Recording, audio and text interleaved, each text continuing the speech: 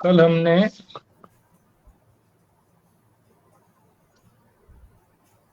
पुरुषार्थ की बात की थी कि पुरुषार्थ 4 प्रकार का होता है: धर्म, अर्थ, काम और मोक्ष।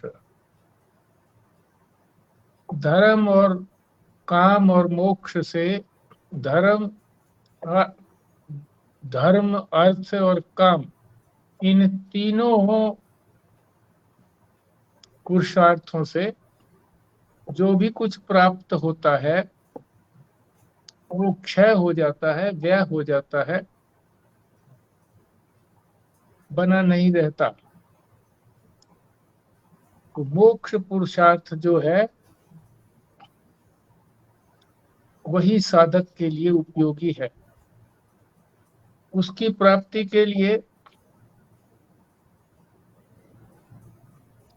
करना होता है ब्रह्म ज्ञान।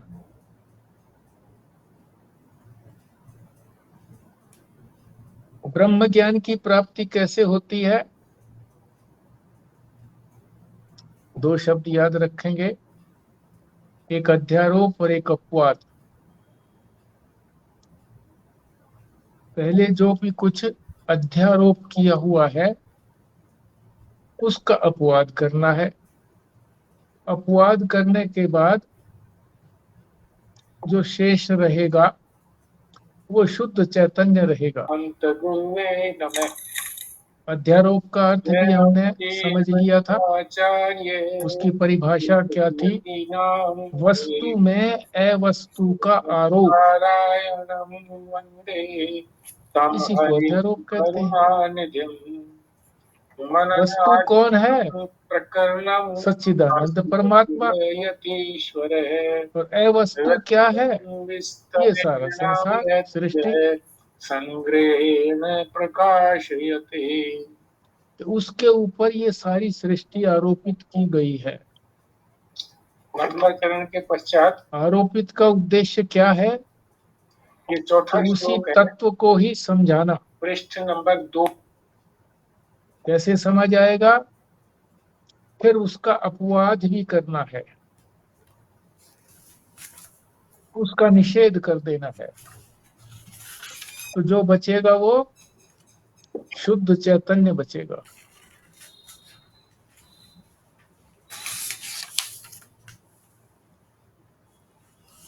तो ब्रह्म ज्ञान की प्राप्ति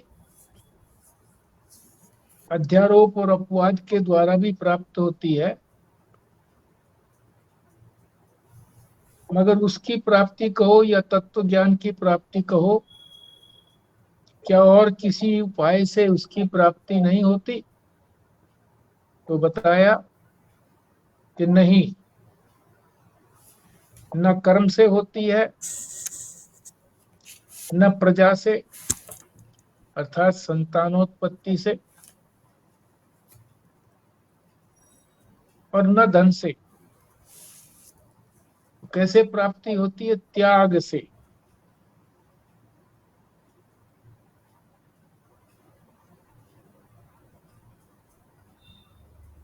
इसी अध्यारोप और अपवाद को, जो त्याग रूप है अपवाद, इसको हम ठीक से समझ लेते हैं। तो पहले तो जो वस्तु है उसमें अवस्तु का जो आरोप हो जाता है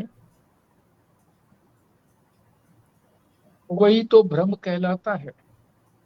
जैसे सिक्की में चांदी मालूम पड़ती है, रस्सी में सर्प मालूम पड़ता है, स्थाणु, ठूंठ, ठूंठ में पुरुष का भ्रम होता है। इसी तरह से जो हमारी आत्म वस्तु है उसमें ये प्रपंच नहीं है, ये सारा संसार नहीं है। इसी को प्रपंच कहा है। पंचभूतात्मक को प्रपंच कहा है। पृथ्वी, जल, तेज, वायु और आकाश, इसी से बना है सब ये।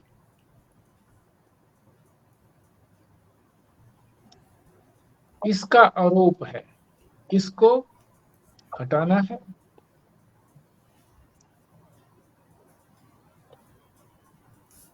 तो जो प्राप्त होगा वो हमें चैतन्य प्राप्त होगा। नीचे टिप्पणी देखें आप, पृष्ठ 3 के ऊपर नीचे टिप्पणी दी हुई है, अध्यारोप को समझाया है और अपवाद को समझाया है। अध्यारोप को समझिए। अंधेरे में पड़ी हुई रस्सी सर्प की तरह दिखाई देती है। उस समय देखने वाले का रस्सी का जो अज्ञान है, जो देख रहा है उसको रस्सी का पता नहीं लगा, वो सर्प रूप में परिणित हो जाता है। तो अज्ञान के कारण रस्सी नहीं दिखाई देती, सर्प दिखाई देने लगता है। इसी से भय, कंपन आदि उत्पन्न हो जाते हैं। आपको देख करके भय तो सभी को लगता है, परंतु जब लालटेन या टॉर्च से भली भांति देख लेने पर वो रज्जु विषय यानी रस्सी के संबंध में जो अज्ञान था कि ये रस्सी पता नहीं लग रही थी, अब रस्सी का पता लग गया, तो जो सर्प दिखाई दे रहा था वो भी निवृत्त हो गया। अब सर्प नहीं दिखाई देता, रस्सी दिखाई देती है। प्रथम ज्ञान रस्सी में सर्प का भ्रम रूप था। दो प्रकार के ज्ञान हुए ना। एक तो जब पहले पहले देखा थी रस्सी और लगा उसको सर्प, भ्रम था ये है अध्यारोप, इसको कहते हैं अध्यारोप। द्वितीय ज्ञान, फिर प्रकाश किया तो क्या पता लगा कि ये रस्सी ही है, सर्प नहीं है। ये सम्यक ज्ञान है, यही ठीक ज्ञान कहा गया। इसको अपवाद कहते हैं। जब हम अपवाद कर देते हैं, जो आरोपित वस्तु है उसको हटा देते हैं, तो वो अपवाद कहलाता है और फिर वस्तु का वास्तविक स्वरूप हमें पता लग जाता है। इसी प्रकार से ये तो उदाहरण दिए ना यार जी, रस्सी। अपवाद और वाद में भी कोई फर्क रहेगा? बात कर दिया ना, जैसे बात कर देते हैं, उसमें भी कोई फर्क है? बाद जो होगा वो तो ज्ञान होने के बाद होगा। जब ज्ञान हो जाएगा, अभी ज्ञान नहीं हुआ है, अभी तो प्रक्रिया चल रही है और उदाहरण बताया गया है।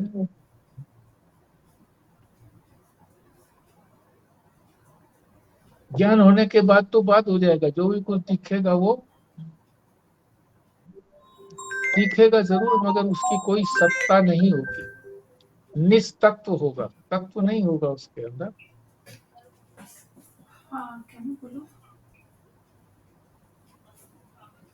इसी प्रकार स्वयं प्रकाश स्वरूप, ये तो उदाहरण दिया था, अब ये बताया कि जो हमारा जो स्वरूप है ये स्वयं प्रकाश है, किसी अन्य से प्रकाश नहीं लेना पड़ता, खुद ही चमचमाता है।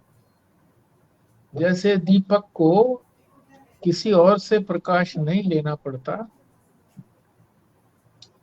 अपने आप को भी प्रकाशित कर देता है और कमरे को भी प्रकाशित कर देता है।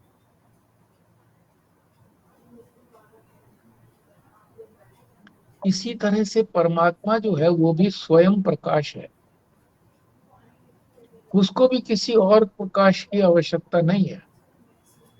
रस्सी को तो जैसे प्रकाश की आवश्यकता थी, और परमात्मा का जब ज्ञान हो जाएगा तो फिर उसको किसी अन्य प्रकाश की आवश्यकता नहीं पड़ेगी। संसार में जितने भी ज्ञान हमको होते हैं उसमें अन्य प्रकाश की भी आवश्यकता है।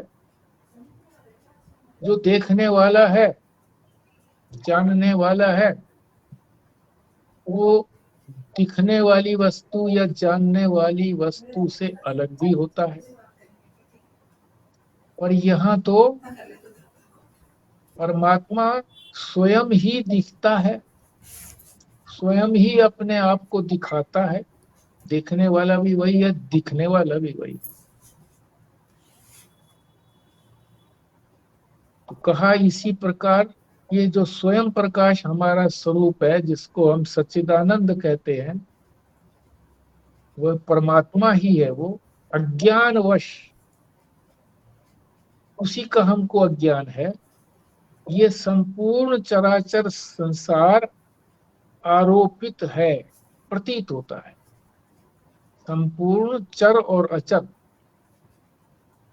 चर कहते हैं जो चलने वाले हैं, अचर माने जो चलने वाले नहीं हैं। पेड़ पौधे नहीं चलते, पहाड़ नहीं चलते,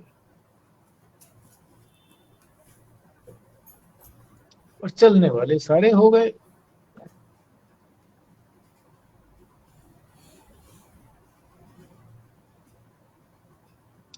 ये मालूम पड़ता है नहीं, ना तो चलने वाले हैं और ना स्थिर है।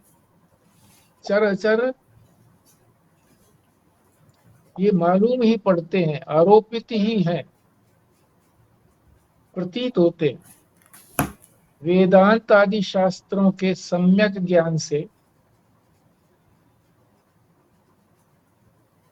ऐसा कैसे कब पता लगेगा? जब वेदांत या वेदांत के जो ग्रंथ हैं, शास्त्र हैं, उनके माध्यम से सही ज्ञान जब हमें प्राप्त होगा परमात्मा का, वही तो वस्तु है। जब उसका भली भांति ज्ञान हो जाएगा, तो जो अवस्तु रूप आपाततः है, आपाततः का मतलब है, पहले तो यही लगता था, जैसे कहते हैं ना एफआईआर देख करके तो ये लगा कि ये मुकदमा चल सकता है, मगर बाद में देखा कि इसमें तत्व नहीं है, नहीं चल पाएगा, कैंसिल कर देता है मजिस्ट्रेट या जज। ये जो संसार है आपाततः, तो प्रारंभ में तो लगता है कि ये सच्चा है, मगर जब शास्त्रों का ज्ञान होता है तो पता लगता है ये सच्चा नहीं है, क्योंकि बदलता रहता है, नष्ट हो जाता है। तो फिर ये भ्रम मिट जाता है बाद में। अर्थात भ्रमवश प्रतीत होता हुआ ये संसार जो भ्रम रूप से प्रतीत हो रहा था, ज्ञान से, ज्ञान के प्रकाश से कपूर की तरह विलीन हो जाता है। कपूर की डली को रख दो कुछ देर के लिए हवा में, उड़ जाएगा सब, उसकी गंध सारी, गंध निकलते निकलते वो बचेगा ही नहीं कपूर। ऐसे ही ज्ञानी के लिए फिर ये सब दृश्यमान जगत जो दिख रहा है, दृश्यमान का मतलब जो दिख रहा है, ये सारा जगत सच्चिदानंद घन के अतिरिक्त तो कुछ नहीं दिखता है। सच्चित आनंद और घन, यानी उसमें कोई और चीज नहीं समा सकती, उसको घन कहते हैं। कुछ नहीं दिखता है। इसी अध्यारोप अपवाद न्याय से गुरु शिष्य को वेदांत का उपदेश देता है। ये जो विधि है अध्यारोप अपवाद की, ये वेदांत की बहुत प्रसिद्ध जो है ये उपाय है, प्रक्रिया है, जिसको आज हमने ठीक प्रकार से समझ लिया है। अब आगे चलते हैं चौथे प्रश्न पर।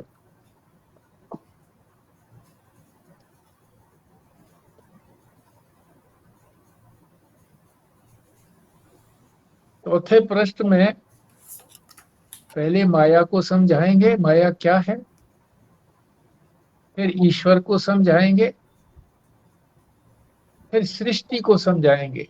ये सारी जो सृष्टि है, जो परमात्मा की बनाई हुई है, ये क्या है। कितने प्रकार की है ये समझे। तो पहले माया को समझते हैं। माया, माया से पहले प्रकृति भी एक शब्द आया है, प्रकृति। प्रकृति भी परमात्मा की ही है, वो प्रकृति भी स्वभाव कहिए उसको, प्रकृति कहिए, जिसको मूल प्रकृति कहते हैं।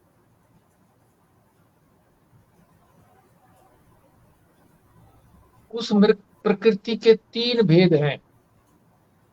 मूल प्रकृति के, परमात्मा का जो स्वभाव है उसके तीन भेद बताए हैं। ये चौथे पृष्ठ पर है। कौन कौन से? एक माया, एक अविद्या और एक तमस, तम, अंधकार, तीन है। तो ये प्रकृति के तीन भेद बता दिए।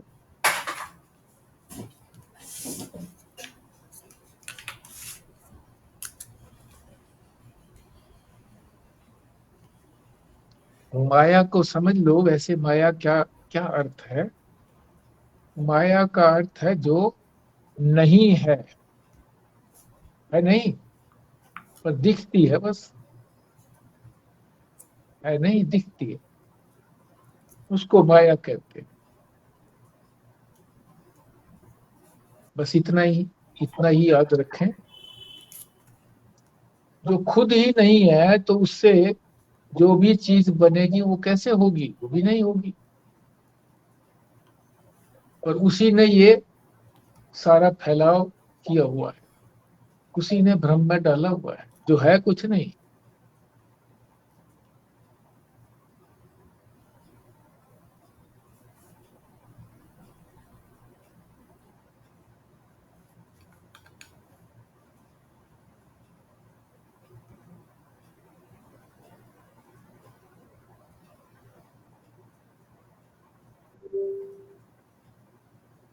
माया को कहते हैं, ये प्रकृति का ही तो हुआ एक एक हिस्सा, प्रकृति का एक हिस्सा माया।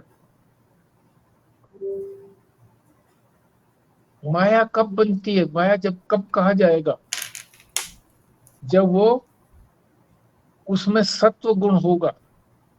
सत्व गुणी माया को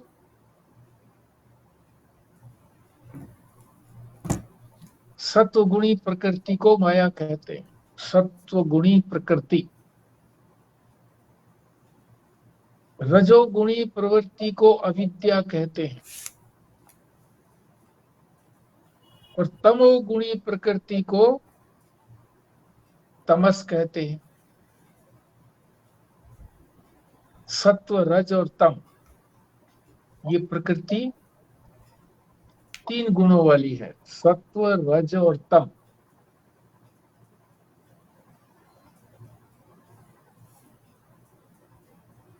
तो ये प्रकृति का वर्णन हो गया।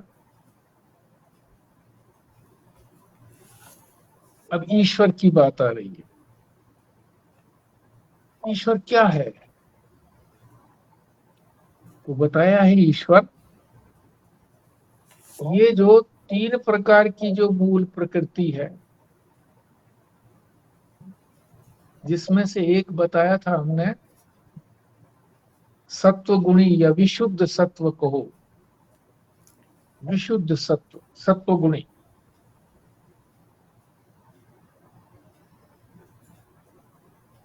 इसको माया कहा है। जब ये सत्व गुण जो है रज और तम गुण को दबा लेता है,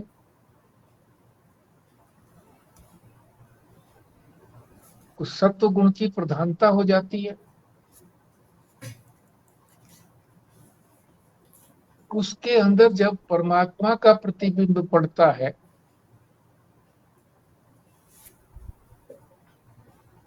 परमात्मा तो हमेशा सही है, चेतन तो चेतन तो पहले से ही है, चेतन ब्रह्म तो सबसे पहले से ही है। पर जब ये सत्व गुण की प्रधानता होती है साधक में,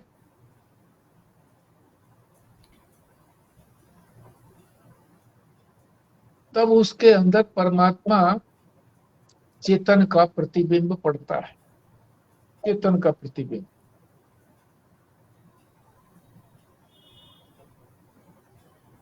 जब शुद्ध सत्व होता है तो उसमें साधक नहीं कहेंगे हम, शुद्ध सत्व के अंदर यदि चेतन का प्रकाश पड़ता है, चेतन का प्रतिबिंब वहां पर आता है,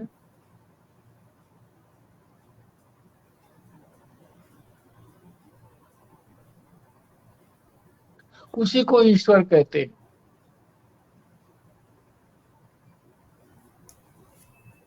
शुद्ध सत्व वाला यही ईश्वर है। ईश्वर में कोई अशुद्धि नहीं है।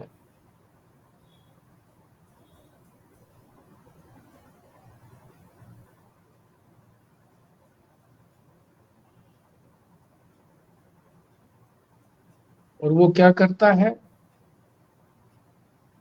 संसार की उत्पत्ति करता है।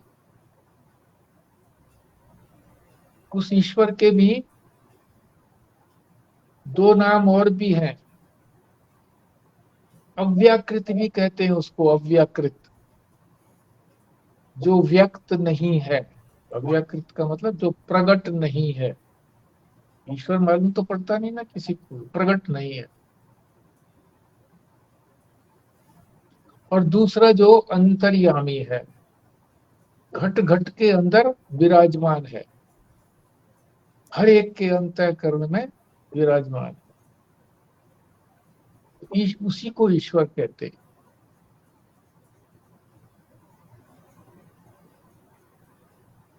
यही जगत को बनाने वाला है, करता है। जब वो अपने स्वरूप में रहता है, जो उसका वास्तविक स्वरूप है, जब वो उसमें रहता है तब उसको ब्रह्म कहते हैं, चैतन्य कहते हैं, तुरीय कहते हैं, पूर्ण कहते हैं।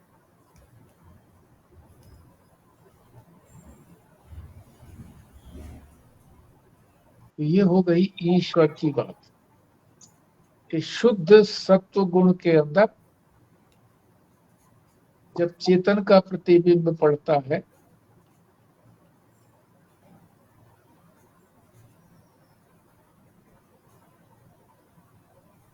तो वो ईश्वर कहलाता है। उसी को माया भी कहते हैं। वो सृष्टि की उत्पत्ति करता है, पूर्ण भी है, चेतन भी है, ब्रह्म भी है। वो अपने वास्तविक स्वरूप में वो ऐसा है। जब उसका मायावी स्वरूप होता है तब तो उसको अव्याकृत भी कहते हैं और अंतर्यामी भी कहते हैं। मगर जब वो अपने शुद्ध स्वरूप में होता है तो वही ब्रह्म भी कहलाता है, चैतन्य भी कहलाता है, और तुरीय भी कहलाता है, पूर्ण भी कहलाता है। यही चैतन्य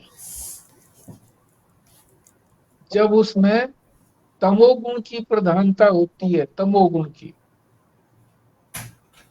ईश्वर के लिए तो सत्व गुण की प्रधानता बताई थी।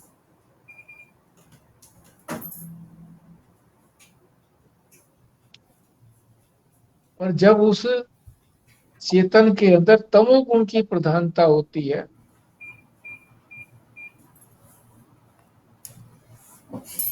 तो फिर ये जगत बनता है। कैसे बनता है?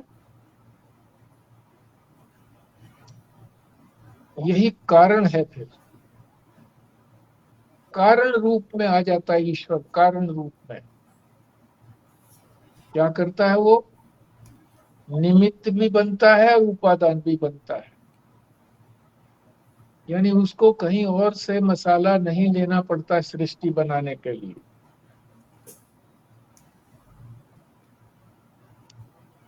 बनाने वाला भी खुद है सृष्टि को, बनने वाला भी खुद ही है, वही बना है।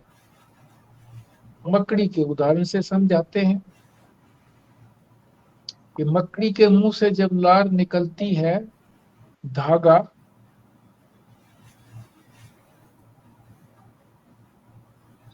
उसी से वो अपना जाला बुनती है।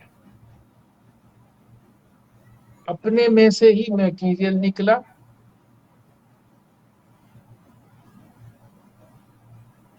और खुद ही उसमें विराजमान हो गई।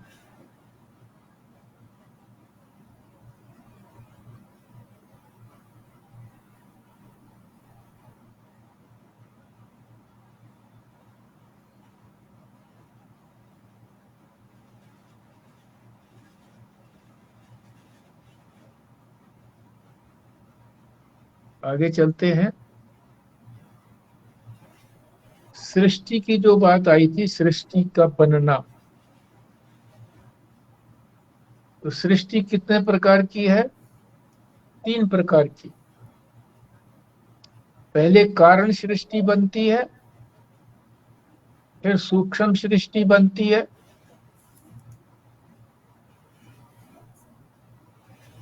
फिर स्थूल सृष्टि बनती है। कारण, सूक्ष्म और स्थूल।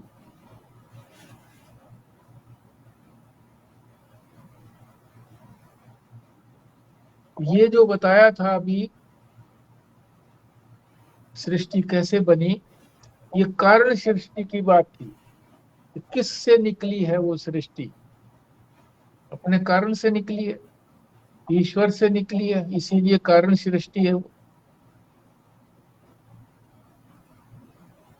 और उसका स्वरूप क्या है? शुद्ध स्वरूप है। और कैसे बनाई है?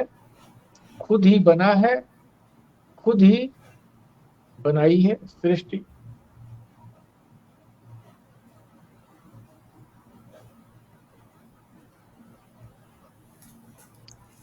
तो ये कारण रूप सृष्टि की बात हो गई। सृष्टि 3 प्रकार की है, कारण, सूक्ष्म और स्थूल। कारण को हम अज्ञान भी कहते हैं, यानी ये सृष्टि जो बनी हुई दिखती है हमको, अज्ञान से दिखती है। जैसे अज्ञान से हमको रस्सी में सर्प दिखाई पड़ता है, किसी को माला दिखाई पड़ती है, किसी को जल की धारा दिखाई पड़ती है। ये सृष्टि के कौन से 3 बताए आपने? कारण, कारण, सूक्ष्म और स्थूल। पहले कारण है, कारण का मतलब जहां से ये उत्पन्न होती है, ईश्वर से उत्पन्न हुई, वही कारण है। वही सृष्टि की उत्पत्ति, स्थिति और प्रलय का एकमात्र कारण है। फिर बनेगी सूक्ष्म सृष्टि, वो भी दिखाई नहीं देगी, कारण भी दिखाई नहीं देता। अज्ञान कहाँ दिखाई देता? अज्ञान, माया कहाँ दिखाई देती है? माया का कार्य दिखाई देता है, माया नहीं दिखाई देती। माया ईश्वर की शक्ति है,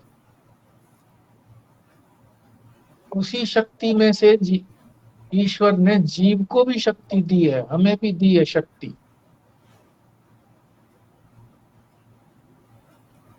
तो हमारी भी शक्ति का किसी को पता थोड़ी लगता है। हमें भी नहीं पता लगता हमारी शक्ति कितनी है। कैसे नहीं पता लगता? कि हमें लगता तो है कि मैं इतनी दूर चल लूंगा, कोई लंबी चौड़ी बात नहीं है। जब चलने लगते हैं तो पता लगता है इतनी दूर तो नहीं चल सकते।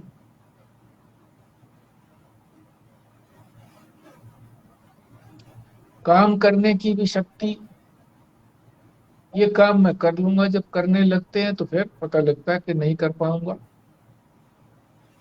पुराणों में भी अनेक कथाएं आती हैं।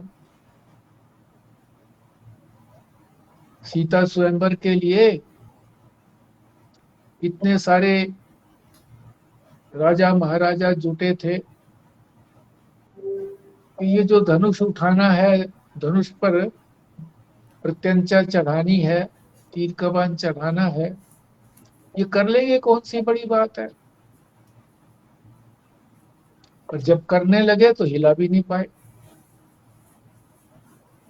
तो शक्ति जो है वो छुपी रहती है, जब उसका कार्य प्रकट होता है वो हमारे पैरों में, हम आराम से लेटे पड़े, ना हाथ हिला रहे हैं ना पैर हिला रहे हैं, कुछ नहीं। तो जो हमारी शक्ति है वो छुपी पड़ी है। तो कोई ये ना समझ ले कि इनमें तो जान ही नहीं है, पैरालिसिस तो नहीं हो गया इनको, जो पैर भी नहीं हिला रहे हैं, हाथ भी नहीं हिला रहे हैं, बोल भी नहीं रहे हैं। कोई बुलाए उसको और मान ना बोले, कोई मौन धारण किया हुआ हो और उसको पता ना हो दूसरे को, तो वो सोचेगा कि ये तो बोलने की भी शक्ति नहीं है इनमें, तो जान ही नहीं है। पर शक्ति तो है, प्रकट नहीं कर रहे, वो मौन तोड़ेंगे तो बोल भी पाएंगे, उठेंगे तो चल भी पाएंगे, हाथ हिलाना चाहेंगे तो हिला भी लेंगे। इसीलिए उसको, माया को भी अव्यक्त कहते हैं, प्रकट नहीं है। माया का कार्य प्रकट है, ये संसार तो प्रकट है माया का कार्य, और वो माया दिखती नहीं है परमात्मा। तो ये स्थूल, जिसको कारण कहते हैं, नहीं स्थूल नहीं, कारण सृष्टि है। सृष्टि तीन प्रकार की हुई, कारण सृष्टि, कारण से ही फिर सूक्ष्म निकलेगा, सूक्ष्म से फिर स्थूल निकलेगा। तो सूक्ष्म सृष्टि को पढ़ते हैं, ये 5वें पृष्ठ के ऊपर है।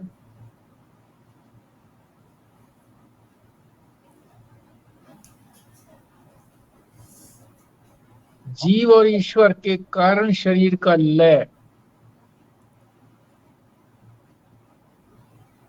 कारण शरीर,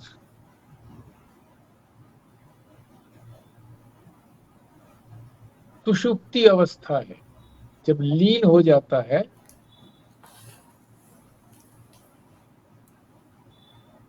जीव सुषुप्ति में लीन हो जाता है,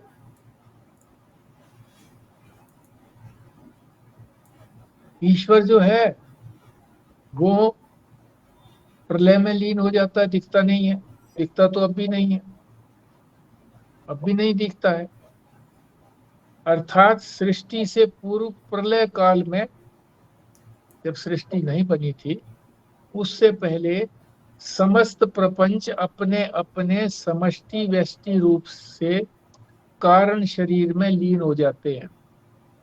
क्या मतलब? जब प्रलय होती है तो ये सारा प्रपंच, चाहे वो व्यष्टि हो चाहे समष्टि हो, व्यष्टि और समष्टि, व्यष्टि तो हो गया जीव, पशु पक्षी, एक एक चीज को व्यष्टि बोलते हैं, एक एक चीज को, एक चीज को बोलते हैं व्यष्टि, और एक एक चीज कई मिला करके उसको कह देते हैं समष्टि। जैसे एक को तो वृक्ष कहते हैं, और अनेक वृक्ष हों तो उसको जंगल कह देते हैं। एक वृक्ष जो है वो तो व्यष्टि वृक्ष है, एक एक पृष्ठ, अनेक जो है वो समष्टि हो गया। व्यष्टि रूप तो है जीव, समष्टि रूप है ईश्वर। यानी सारे ही जो व्यष्टि रूप जीव हैं, चाहे वो मनुष्य शरीर के हों, चाहे पशु पक्षी कीट पतंग आदि के हों, चाहे जड़ हों, ये तो चेतन हो गए, जड़ भी हों, तो भी वो व्यष्टि है। एक पहाड़ तो एक पहाड़ है, और पहाड़ों की श्रृंखला को कहेंगे कि वो अनेक पहाड़ हैं, तो वो समष्टि रूप कहेंगे।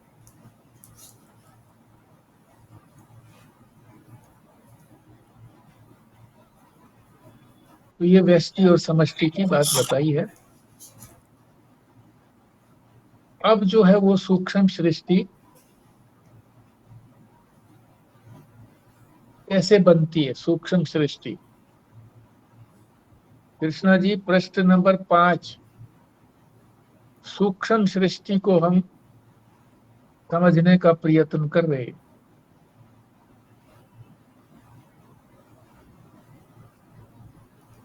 अब सूक्ष्म की उत्पत्ति कैसे होती है इसको बता रहे हैं। ईश्वर के ईक्षणवश, ईक्षण का मतलब होता है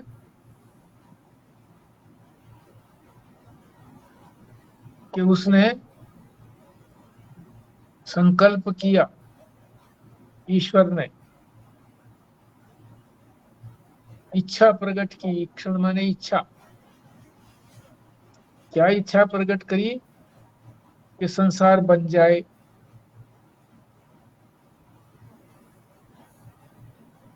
जो संसार बना उसमें जो प्रकृति थी, मूल प्रकृति, उसका जो तमोगुण प्रधान था, तमोगुण, 3 गुण थे ना उसमें, सत्वगुण, रजोगुण, तमोगुण।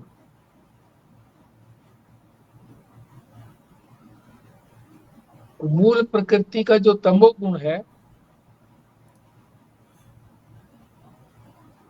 उसकी आवरण और विक्षेप नाम की 2 शक्तियां हैं।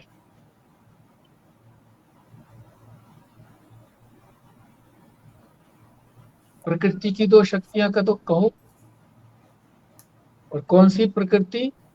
जो तमोगुण वाली प्रकृति है उसकी 2 शक्तियां हैं। 2 प्रकार से वो अपनी शक्तियों को प्रकट करती है। कैसे? एक है आवरण, जो ढक देती है, कुछ भी पता नहीं रहता। जैसे किसी बर्तन में कोई चीज रखी और उसके ऊपर ढक्कन रख दो तो पता नहीं लगता कि उसके अंदर क्या चीज है, आवरण। दूसरी शक्ति है विक्षेप। ये 2 शक्तियां हैं उसकी। विक्षेप का मतलब है कि उसको पता तो लगता है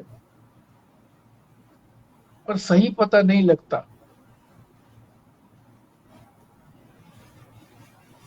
क्यों नहीं सही पता लगता? क्योंकि वो प्रकृति का भी निश्चय नहीं हुआ है उसको।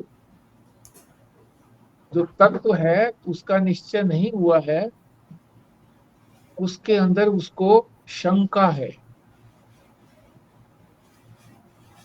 तो इसको कहते हैं विक्षेप शक्ति।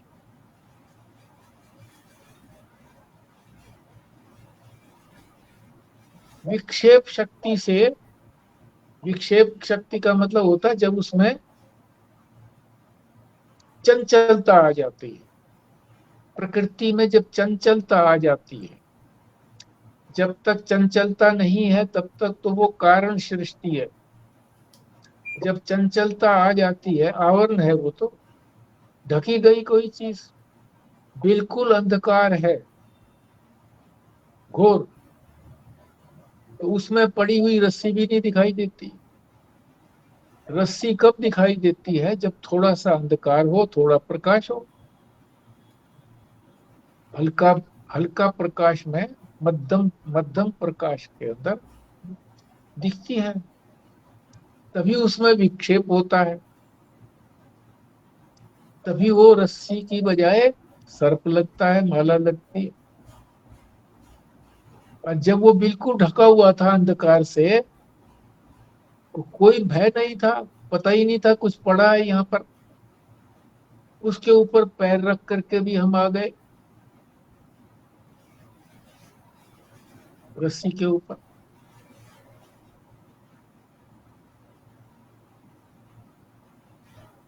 आवरण शक्ति की बता दी, विक्षेप शक्ति। इसी विक्षेप शक्ति से जब वो चंचलता होती है प्रकृति में, माया में, तो आकाश की उत्पत्ति होती है। आकाश सबसे पहले उत्पत्ति, 5 भूतों के अंदर आकाश की उत्पत्ति हुई, जो सबसे सूक्ष्म है, सबसे सूक्ष्म है आकाश। आकाश के बाद फिर वायु की उत्पत्ति हुई, वायु के बाद अग्नि की उत्पत्ति हुई, अग्नि के बाद फिर जल की उत्पत्ति हुई, जल के बाद पृथ्वी की उत्पत्ति हुई। मगर ये ध्यान में रहना चाहिए कि ये जो 5 प्रकार की उत्पत्ति बताई है, ये अभी सूक्ष्म पंच महाभूतों की सृष्टि है। ये सूक्ष्म पंच महाभूत जो दिखते नहीं है। आकाश दिखता नहीं है, ये आकाश की बात नहीं है, तो दिखता है। सूक्ष्म आकाश दिखता नहीं है।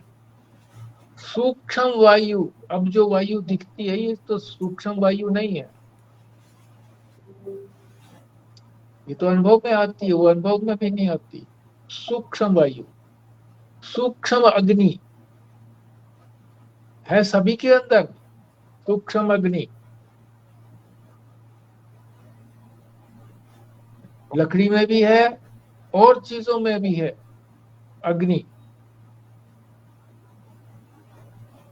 आकाश भी सब में है। आकाश का मतलब अवकाश, खाली स्थान। ये जो दीवार हमको सॉलिड मालूम पड़ती है, इसके अंदर भी छोटे छोटे पोर्स हैं, सुराख हैं छोटे छोटे। उसी में तो वायु भी है, उसी में आकाश है, खाली जगह। खाली जगह में ही तो आकाश आएगी, आकाश में ही तो वायु आएगी। खाली जगह में ही ये चारों चीजें आएंगी। वायु भी आएगी, अग्नि भी आएगी, जल भी आएगा, पृथ्वी भी आएगी खाली जगह, क्योंकि वो सबसे सूक्ष्म है। वो सब में सबको समा लेता है, व्यापक भी है। सूक्ष्म चीज जो है वो व्यापक भी होती है, फैली हुई होती है, उसी में सारी चीजें समाती है।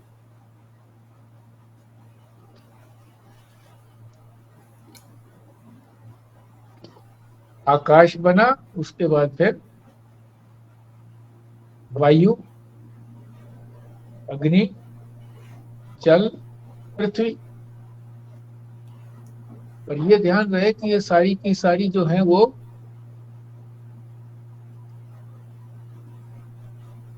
सूक्ष्म पंच महाभूत हैं, जो दिखते नहीं है। इनका जब पंचीकरण किया जाता है, पंचीकरण एक ऐसी प्रक्रिया है जिसमें इन 5 के एक एक को लेकर के उसका आधा भाग और बाकी के 4 टुकड़े करके दूसरों के 4 टुकड़े ले लेना अपने पास से। ये पहले कई बार समझाया जा चुका है पंचीकरण की प्रक्रिया। इससे फिर वो स्थूल बन जाते हैं। जो सूक्ष्म थे वो स्थूल बन जाते हैं, दिखने लगते हैं। ये जो हमको दिख रहा है आकाश, वायु हमें अनुभव में आ रही है, अग्नि भी पता लग रही है जब हम जलाते हैं, जल भी दिख रहा है, उसकी ठंडक और बहना भी मालूम पड़ रहा है। इसी तरीके से पृथ्वी भी दिख रही है हमको। तो ये 5 की 5 स्थूल होने से दिख रही है। क्यों बनाई ये स्थूल? व्यवहार के लिए बनाई, कि स्थूल चीज से ही तो व्यवहार हो सकेगा, सूक्ष्म से कैसे होगा? जो चीज दिखती ही नहीं है उससे कैसे व्यवहार होगा? नहीं होगा। स्थूल होगी चीज, जो दिखती होगी, अनुभव में आती होगी, तब पता लग, तब उससे व्यवहार होता है। तो ये सारा व्यवहार चलाने के लिए स्थूल बनाया सृष्टि को परमात्मा ने पंचीकरण की क्रिया कर।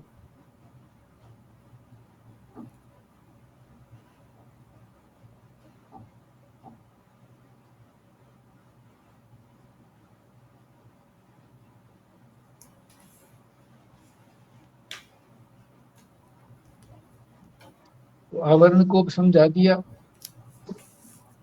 विक्षेप को भी समझा दिया। ये विक्षेप की ही बात हो रही है, सारी सृष्टि बनी विक्षेप से बनी। जब चंचलता आ गई प्रकृति में तब बनी। जब तक चंचलता नहीं आई थी, पता ही नहीं था कुछ, या सत्व गुण था उसके अंदर तो शांत बैठी थी। बिल्कुल तमोगुण था तब भी कुछ पता ही नहीं था, तो चंचलता कैसे आती। जब कुछ प्रकाश हुआ कुछ अंधकार था तब चंचलता आई, तब ये सारी सृष्टि बनी। पहले सूक्ष्म सृष्टि बनी, पंच महाभूत सूक्ष्म बने, फिर स्थूल बने पंचीकरण की क्रिया करके, और फिर सारा ये संसार बना। स्थूल से भी बना और सूक्ष्म से भी बना। सूक्ष्म से हमारे जो शरीर के जितने भी यंत्र हैं ये सूक्ष्म शरीर से बने हैं। सूक्ष्म शरीर से, सूक्ष्म से बने हैं। सूक्ष्म पंच महाभूतों से बने हैं। तो वो सूक्ष्म पंच महाभूत दिखते नहीं थे, तो ये भी नहीं दिखते हैं हमारे। सूक्ष्म शरीर हमारा कौन सा है? 5 ज्ञानेंद्रियां, 5 कर्मेंद्रियां, 5 प्राण और अंतःकरण चतुष्टय, 4 ये हो गए। मन बुद्धि चित्त अहंकार 19 तत्व है। ये है सूक्ष्म। ये कोई भी नहीं दिखता इनके अंदर से। आप कहोगे नहीं जी, ज्ञानेंद्रियां भी दिखती हैं। ज्ञानेंद्रियां कौन सी? आंख कान नाक स्पर्श इंद्रिय जिह्वा इंद्रिय, ये दिखती हैं सारी? नहीं, ये तो उसके रहने के स्थान है, गोलक है। गोलक दिख रहे हैं, सृष्टि तो वो तो दिख ही नहीं रही है। सूक्ष्म जो इंद्रियां हैं वो तो दिख ही नहीं रही हैं, ये तो उनके रहने के स्थान है। रहने के स्थान से रहने के स्थान दिखते हैं क्योंकि वो स्थूल है, और वो जो है वो तो सूक्ष्म है, वो नहीं दिखते। 5 प्राण है, वो भी नहीं दिखते, जो हमारे शरीर की सारी क्रियाओं को संचालित करते हैं। 5 कर्मेंद्रियां, आप कहोगे कि ये हाथ पैर जिह्वा उपस्थ और गुदा, ये तो सारे हमको दिखते हैं। ये इंद्रियां नहीं है, ये तो उनके रहने के स्थान है कर्मेंद्रियों के। जैसे किसी को पैरालिसिस हो गया, हाथों में भी पैरों में भी। अब हाथ पैर तो यूं के यूं है। अगर यही इंद्रिय होती, हाथ ही जो दिख रही है हमको यही होती, या पैर ही इंद्रिय होती, या वाणी से बोल नहीं पाता है वो, यही अगर इंद्रिय होती, तो ये तो यूं की विराजमान है, इसमें तो कोई दिक्कत है ही नहीं। पर उठा नहीं रहे, क्यों? क्योंकि ये प्राण की शक्ति इससे निकल गई है, इनसे प्राणों की शक्ति निकल गई, इसीलिए पैरालिसिस है। तो ये सूक्ष्म इंद्रियां दिखती नहीं है, सूक्ष्म प्राण दिखते नहीं है। अंतःकरण भी, मन किसको दिखता है? नहीं दिखता। बुद्धि भी नहीं दिखती।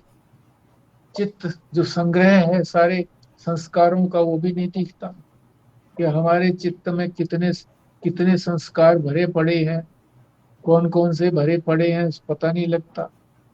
अहंकार भी नहीं दिखता किसी को, ये दिखते नहीं है।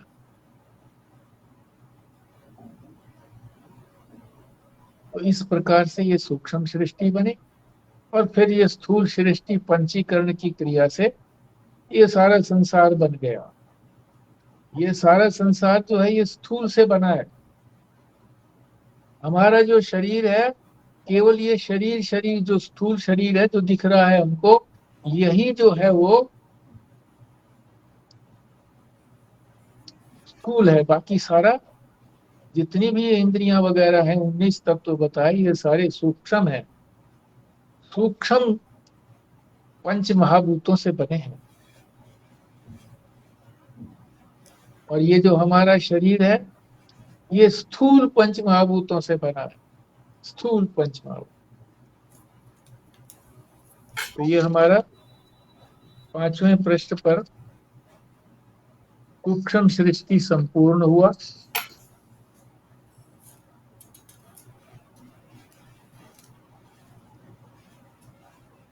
बल्कि अब आगे तक चले गए हम, इन्होंने भी समझाया हुआ है ये कि आकाश से अपंचीकृत पंच महाभूतों से पहले आकाश,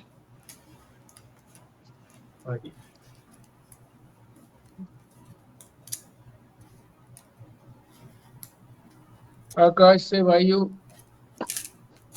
वायु से अग्नि, अग्नि से जल, जल से पृथ्वी उत्पन्न हुई। जो बात समझा चुके हैं वही बात ये बता रहे हैं। तो यह पंचीकृत आकाश आदि सूक्ष्म पंच महाभूतों ही तन मात्रा कही जाती है। इनको तन मात्रा भी कहते हैं। सूक्ष्म पंच महाभूतों को तन मात्रा भी कहते हैं। तो इसलिए याद रखना, तन मात्रा कहो या सूक्ष्म पंच महाभूत कहो।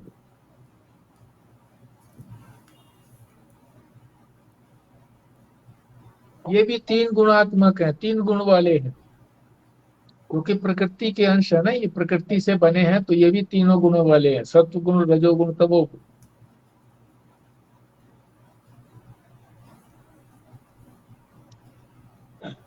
तो इन तीन गुणों वाले जो आकाश आदियों के पृथक पृथक सत्वांशों से, ये जो हमारी ज्ञानेंद्रियां है ना, आंख कान नाक आदि 5,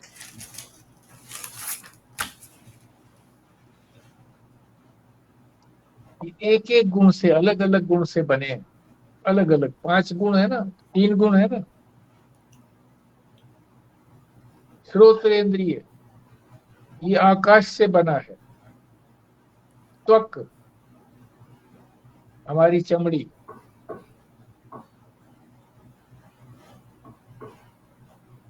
वायु से बनी है। चक्षु अग्नि से बना है। रसना जल से। नासिका पृथ्वी से। इसीलिए नाक से गंध आती है। तो जहां भी गंध मालूम पड़े तो समझो वहां पर पृथ्वी अंश है।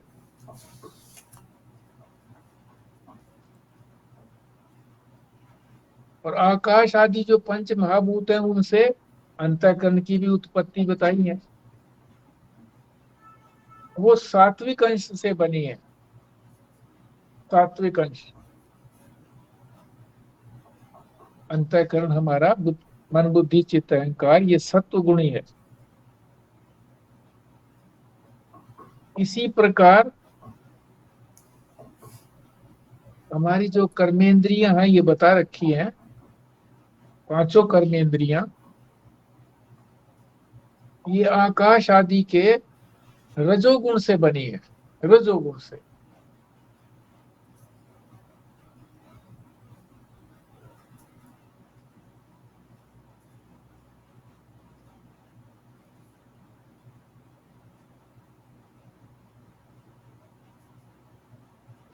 इन्हीं 5 तन मात्राओं से हमारा अंतःकरण भी बनता है।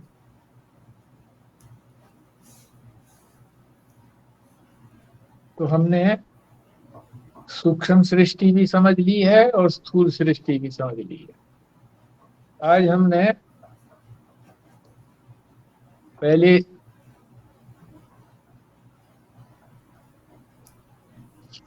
कारण सृष्टि समझा, फिर सूक्ष्म सृष्टि समझा, अब कल जो है स्थूल सृष्टि समझेंगे। कारण सृष्टि समझ लिया, सूक्ष्म सृष्टि समझ लिया, स्थूल सृष्टि सबसे बाद में बनी है, ये कल समझेंगे।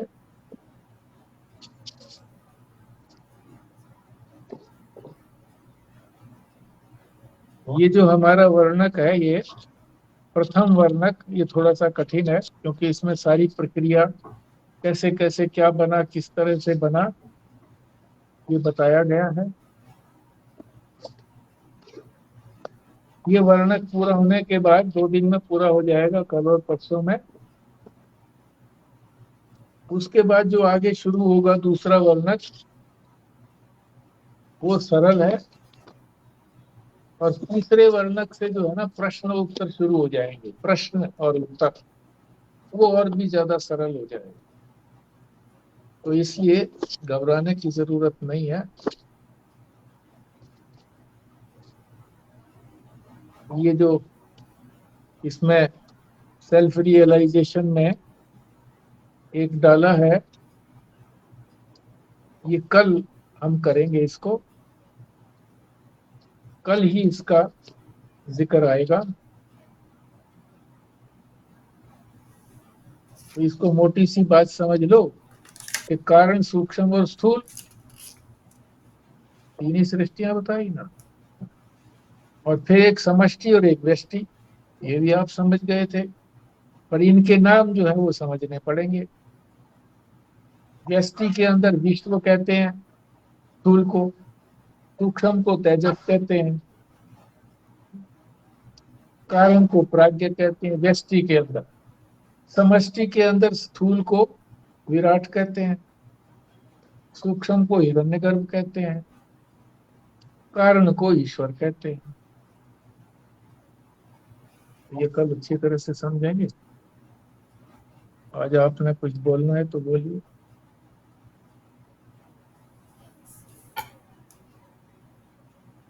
ये जो आपने सृष्टि के 3 भाग बताए थे ना, कारण, सूक्ष्म और स्थूल, तो कारण का तो आपने बताया ईश्वर, ऐसे ही सूक्ष्म का क्या चीज होएगी? हाँ, सूक्ष्म का जो है वो हिरण्यगर्भ बोलेंगे उसको, या ब्रह्मा बोलेंगे। मतलब यहाँ पे सृष्टि का मतलब क्या व्यष्टि नहीं समष्टि से है? समष्टि से। अच्छा, और स्थूल को? स्थूल को विराट बोलेंगे। अच्छा अच्छा, आपने वो जो वहां लिखा है वही वाला है। हाँ हाँ, और व्यष्टि रूप से कहेंगे तो ईश्वर के स्थान पर यहाँ प्राज्ञ आ गया। अकेला अकेला जो जीव है वो प्राज्ञ है कारण के अंदर। सूक्ष्म के अंदर कहेंगे तो तेजस है, और स्थूल के अंदर कहेंगे तो वही विश्व कहलाता है। नामकरण है, इनको याद रखना पड़ेगा, रखना पड़ेगा।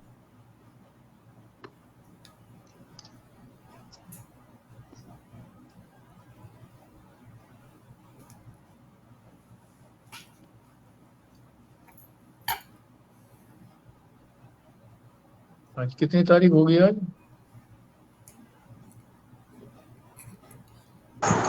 14 तारीख। अच्छा, 14/9/25, ठीक है।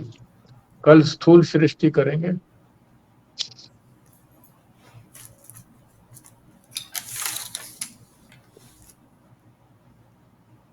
ठीक है जी।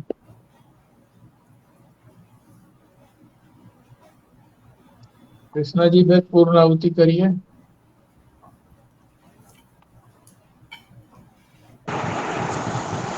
ओम पूर्णमद पूर्णमिदं पूर्णात् पूर्णमुदच्यते पूर्णस्य पूर्णमादाय पूर्णमेवावशिष्यते।